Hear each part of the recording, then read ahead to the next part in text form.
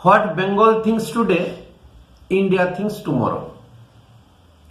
এই প্রবাদ বাক্যটা আজকের দিনে আর চলে না। তার কারণ সময়ের সঙ্গে সঙ্গে অনেক কিছুই পাল্টে যায়, একই রকম থাকে না, কথাবার্তাও একই রকম থাকে না। সেই সময়ে কিন্তু পশ্চিমবঙ্গ একটা সোনার বাংলা ছিল, যা গ্রোথ, যা জিডিপি ছিল ভারতকে একাই 30 থেকে 35% দিত পশ্চিমবঙ্গ। কলকারখানা কি ছিল না, এবং চিন্তাধারা মানুষও সেরকমই ছিল। আমাদের বুদ্ধিজীবী, দূরদৃষ্টি সম্পন্ন বাঙালি ছিল। বাঙালি বিজ্ঞানী বলুন, সাহিত্য চর্চা বলুন, যাই বলুন, একটা উৎকর্ষ বাঙালি বা উৎকর্ষ পশ্চিমবঙ্গ ছিল। আজকের দিনে এই প্রবাদ বাক্যটি আর চলে না। তার কারণ পশ্চিমবঙ্গ ধীরে ধীরে ধ্বংসস্তূপে পরিণত হতে চলেছে। এই ধ্বংসস্তূপ বা ভাঙন, জরাজীর্ণতা একদিনে কিন্তু আসেনি, আর একদিনে সম্ভবও নয়। ধীরে ধীরে ধীরে ধীরে স্লো পয়জন করে এই পশ্চিমবঙ্গের টোটাল রাজনৈতিক, সামাজিক, অর্থনৈতিক, স্বাস্থ্য সবই কিন্তু ভেঙে ফেলা হয়েছে এবং হচ্ছে। আজকে পশ্চিমবঙ্গ বিশেষ করে বাংলাদেশের একদম খুব কাছে অবস্থিত, বর্ডার লাগোয়া একটা রাজ্য। আসাম, ত্রিপুরা তো আছেই। এই পশ্চিমবঙ্গ সব থেকে বেশি আক্রান্ত বাংলাদেশিদের দ্বারা। আর এই পশ্চিমবঙ্গ একটা উন্মুক্ত অঞ্চল। অবাধে বাংলাদেশিরা, সে হিন্দু হোক আর মুসলিম হোক, ভারতে প্রবেশ করে। বিশেষ করে আমাদের পশ্চিমবঙ্গের ডেমোগ্রাফি চেঞ্জ করে ফেলেছে। জমি জায়গা দখল, সরকারি চাকরি দখল, শিল্প কারখানার কাজ দখল থেকে শুরু করে সমস্ত কিছু সেই বামফ্রন্টের সময় থেকে শুরু হয়েছে। এবং সেই বামফ্রন্ট, সিপিএম বা কমিউনিস্ট, যে জঙ্গি আন্দোলন করে পশ্চিমবঙ্গের একের পর এক কলকারখানাগুলোকে বন্ধ যে করে রেখেছেন, আজ পর্যন্ত সেই কলকারখানা ঢুকছে, বিল্ডিংয়ের ইট খসে পড়ছে। সেই যে কালচার ঢুকিয়ে দিয়েছে, আজও কিন্তু বাঙালির মাথা থেকে সেই সব জিনিস যাচ্ছে না। বাঙালিকে একটা জিনিসই শেখানো হয়েছে যে তোমরা জমিদার ঘরের ছেলে, তোমাদের বুদ্ধি প্রচুর। সারা ভারতবর্ষে যত মানুষ আছে তাদের থেকে বাঙালি সম্পূর্ণ আলাদা। আমরা অনেক উন্নত মানের। তাতে সে ঝুপড়িতে বাস করুক, তাতে তার কিছু থাকুক চাই না থাকুক, প্রত্যেক বাঙালি ফ্যামিলি সন্তানেরা বা বাঙালি মানুষ নিজেদেরকে খুব হামবড়া, সব জানতা, বুদ্ধিমান, বুদ্ধিজীবী, জমিদার ইত্যাদি ভাবতে থাকে। বাঙালি ভাবে যে সহজেই যেন আমরা সবকিছু পেয়ে যাই, আমাদেরকে যেন বেশি পরিশ্রম করতে না হয়, আমরা যেমনটি বলবো আমরা সেরকমটি যেন পাই। এবং ভারত সরকার আমাদের কাছে ঋণী। আমরা যা বলবো ভারত সরকারকে শুনতে হবে। আমাদের সন্তানেরা ভারতের যে কোনো জায়গায় যাবে, যথেষ্ট সম্মান যেন পায়। পশ্চিমবঙ্গের যে কর্ম, ওয়ার্ক কালচার, কাজ না করে বা কম কাজ করে পয়সা, সেটা যেন পায়। এবং বিবেকানন্দ, রবীন্দ্রনাথ ঠাকুর, অমর্ত্য সেন থেকে শুরু করে যত মনীষী আছে, নেতাজি সুভাষচন্দ্র বোস, ফ্রিডম ফাইটার যত আছে, তাদের নাম ভাঙিয়ে আমরা চলব। ঠিক সেরকমই চলছিল। আজকে পশ্চিমবঙ্গে কোনো ইনভেস্টমেন্ট আসছে না, কোনো শিল্পপতি আসছে না। সিঙ্গুর আন্দোলন আজকে পুরনো হয়ে গেছে। উদ্দেশ্যটাই হচ্ছে যে পশ্চিমবঙ্গকে জরাজীর্ণ করা এবং পশ্চিমবঙ্গ থেকে সমস্ত বাঙালি ছেলেমেয়েদেরকে বিতাড়িত করা। সমস্ত বাঙালি ছেলেমেয়েরা ভিন রাজ্যে বিভিন্ন জায়গায় পরিযায়ী শ্রমিক হিসাবে কাজ করবে, ছোটখাটো ব্যবসা করতে যাবে, ফেরি করতে যাবে। তাহলে পশ্চিমবঙ্গের ছেলেমেয়েরা যদি বাইরের রাজ্যে চলে যায় তো তাদের যে জমি জায়গা ঘর বাড়ি পড়ে থাকবে সেগুলো কিন্তু খুব সহজে দখল করা যাবে এবং সেই দখলটা কি জোর করে হবে না, কোথাও জোর করে, কোথাও ভয় দেখিয়ে। এবং ওইসব জায়গাতে বাংলাদেশি যত অনুপ্রবেশকারী বা বাংলাদেশ থেকে আসা, সে হিন্দু হোক আর মুসলমান হোক, তারা দখল করবে বা তাদের খুব সস্তায় সেগুলো বিক্রি করে দেবে রাজনৈতিক দাদা দিদিদের হাত ধরে। ভাবতে খুবই অবাক লাগে এবং করুণা হয় যে 70 বয়স্ক মহিলারা, 50-60 বছর বয়সী মহিলারা মাত্র 500 টাকা বেশি লক্ষ্মী ভাণ্ডার অনুদান বাড়িয়ে দিয়েছে, তার জন্য আবির খেলে বাজনা বেজিয়ে রাস্তায় নাচছে। এর থেকে লজ্জাজনক ব্যাপার পশ্চিমবঙ্গে এর আগে কোনোদিন হয়নি। বেকার ভাতা 1500 টাকা করে দিচ্ছেন 40 বছর 41 বছর বয়স পর্যন্ত। তারা একটিবারও তাদের মনে প্রশ্ন জাগলো না যে তাদের ঘরে ছেলে মেয়ে তো নিশ্চয়ই আছে, নাতি নাতনি তো আছে, তাদের ভবিষ্যৎটা কি হবে? তারা গুজরাট, তামিলনাড়ু, মহারাষ্ট্র, বোম্বে, চেন্নাই বিভিন্ন রাজ্যে ছড়িয়ে যাবে পরিযায়ী শ্রমিক হিসাবে। তারা নিজের রাজ্যে করে খেতে পারবে না। তা সেই করে খাওয়া ব্যবস্থা তো রাজ্য সরকারের করে দেওয়া উচিত। সেই একটা প্রশ্ন কিন্তু কোনো মহিলা করলেন না। তারা খুশি এই কারণে, স্বামীরা তাদেরকে হাত খরচা দেয় না, তারা নিজের ইচ্ছা মতো খরচ খরচা করে। তো এতদিন স্বামীরা যে সংসার চালিয়েছে বা সংসার এখনো চালাচ্ছে স্বামীদের ভরসায়, সে কথা কিন্তু পরোক্ষভাবে অস্বীকার করলেন। মানে ন্যূনতম লজ্জাবোধ না থাকলে এসব জিনিসগুলো করে থাকে। 24 ঘন্টা নিউজে দেখলাম বেশ কিছু মহিলারা তাদের নিজের নিজের বক্তব্য বলেছে এবং খুব খুশি, বাহু তুলে নাচ। আবার আর একটা চিত্র দেখলাম TV9 বাংলাতে, রানাঘাটে 2 বৃদ্ধ দম্পতিকে ওখান থেকে তাড়া করেছে বর্তমান রাজনৈতিক নেতৃত্ব। খুবই কম দামে, জলের দামে জমি জায়গা বিক্রি করে তারা মধ্যপ্রদেশ পালাচ্ছে। তা ওনারা এই যে জানে না যে খেলাগুলো, যে পশ্চিমবঙ্গ যদি আবার পুনরায় সস্থানে ফিরে আসে, কলকারখানা হয়, ব্যবসা বাণিজ্যের বৃদ্ধি ঘটে, তাহলে মানুষ তো এখান থেকে কেউ বেরোবে না। তাহলে পশ্চিমবঙ্গের মানুষ যদি পশ্চিমবঙ্গে পড়ে থাকে, তাহলে বাংলাদেশ থেকে যে সমস্ত মানুষ আসবে তাদের তো জায়গা নেই, তাদের জন্য তো একটা জায়গা করে দিতে হবে। এই খেলাটা কিন্তু আজকে হয়নি, এই খেলাটা কিন্তু বর্তমান সরকার শুরু করেনি।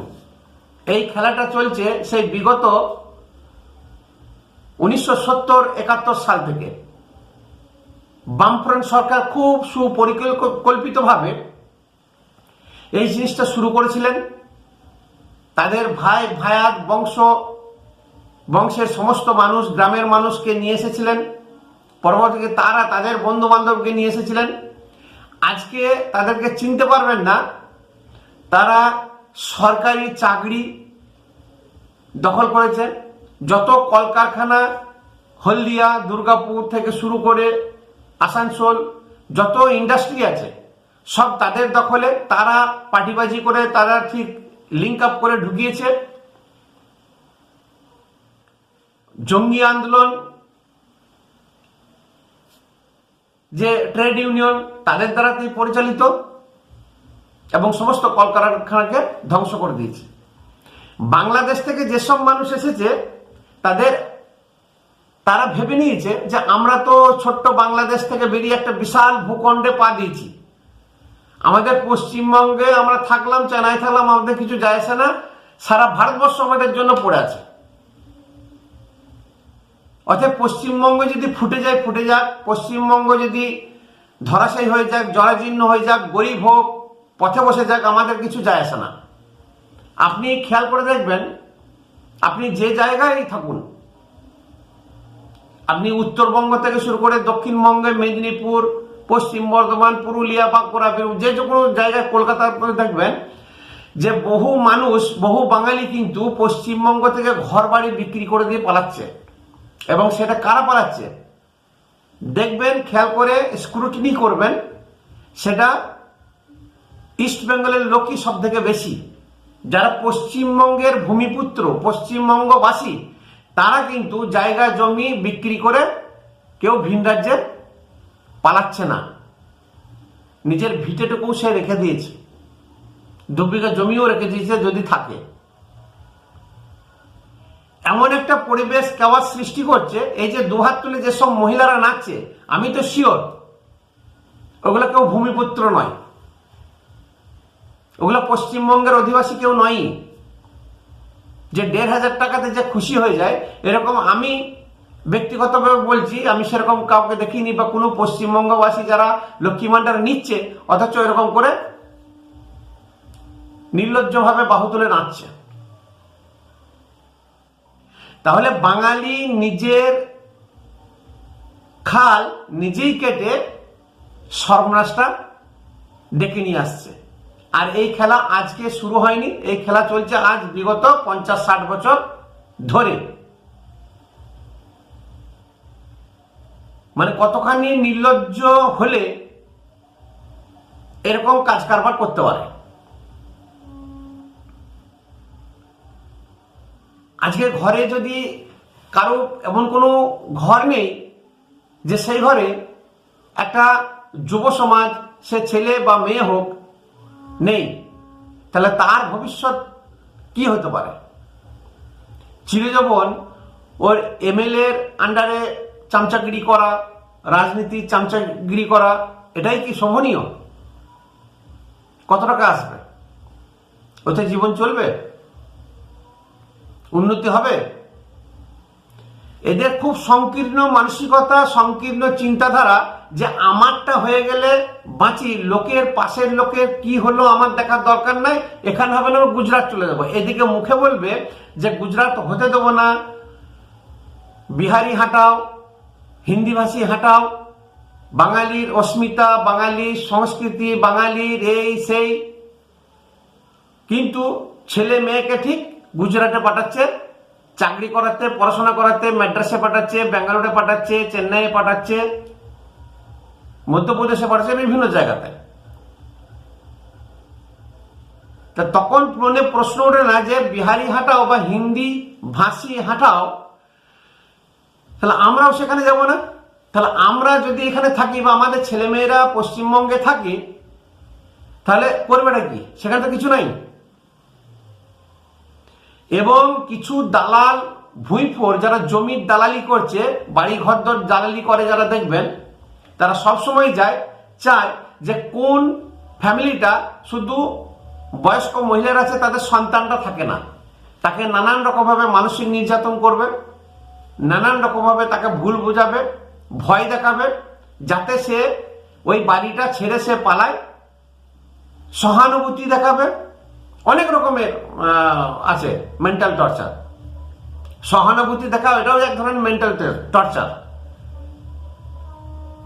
যে আপনি এখানে থেকে কি করবেন, আপনার ছেলে তো ওখানে থাকে, মেয়ে তো ওখানে থাকে, ওখানেই চলে যান, আপনাদেরকে কে দেখাশোনা করবে হঠাৎ যদি কিছু হয়ে যায়, এই ধরনের, এটাও একটা মেন্টাল টর্চার। বিক্রি করে দেবেন, খদ্দের পাবে না, খদ্দের ভাঙিয়ে দেবে, আপনি জলের দামে সেটা বিক্রি করে দিলেন, এবং সেই দালাল, সে যেই হোক, আপনার পাড়ার বা আপনার এলাকার, বেশি দামে বিক্রি করবে। সময় এমন একদিন আসবে তাকেও কিন্তু এই রাজ্য ছেড়ে পালাতে হবে, কারণ পাপ বাপকে ছাড়ে না। তো বাঙালি এই যে পলায়ন মনোবৃত্তি, যতক্ষণ না নিজেকে সেই জিনিসটা ত্যাগ করতে পারবে মাথা থেকে, ততক্ষণ বাঙালি পালিয়ে পালিয়েই বেড়াবে।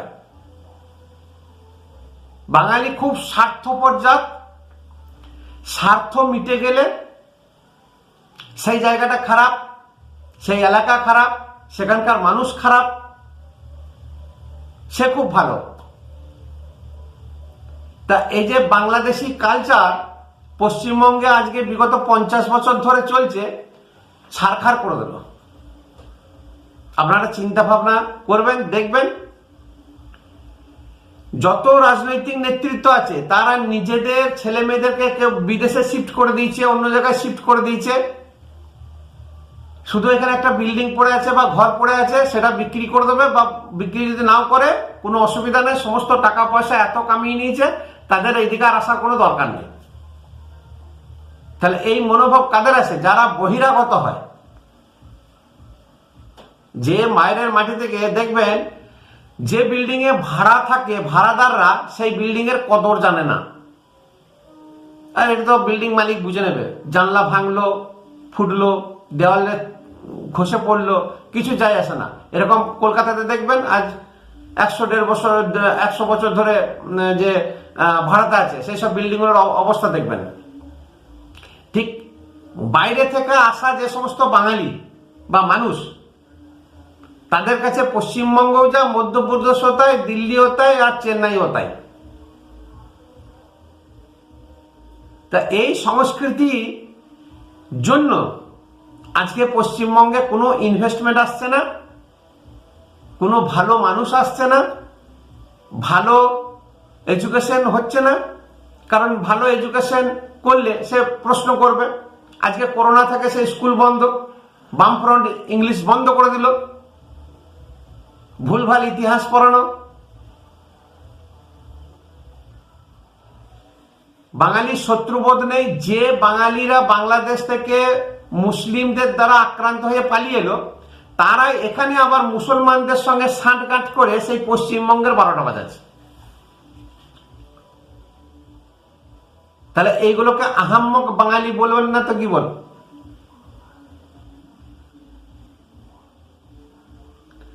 বাঙালি যারা ভূমিপুত্র, যারা এই দেশীয়, আমি ওপেনলি বলছি, তাদেরকে চিন্তা ভাবনা করার দরকার আছে। কারণ আগামী দিন কিন্তু হিন্দু মুসলমান ব্যাপারটা থাকবে না। জমি ঘর বা জমি জায়গা সামলে রাখার বিশাল একটা সমস্যা তৈরি হবে। সেই দিন কিন্তু কেউ রক্ষা করতে পারবে না। এখন থেকে সাবধান যদি না হয়েছেন। এই ভাতার উপরে নির্ভর করে কোনোদিন সংসার চলে না। নমস্কার। একটা কমেন্ট অবশ্যই করবেন, কেমন হলো বা আপনার মনে কি আছে, আমি ভুল ব্যাখ্যা করলাম কিনা। লাইক করবেন এবং একটা সাবস্ক্রাইব করে আমার চ্যানেলকে উৎসাহ প্রদান করবেন। ধন্যবাদ।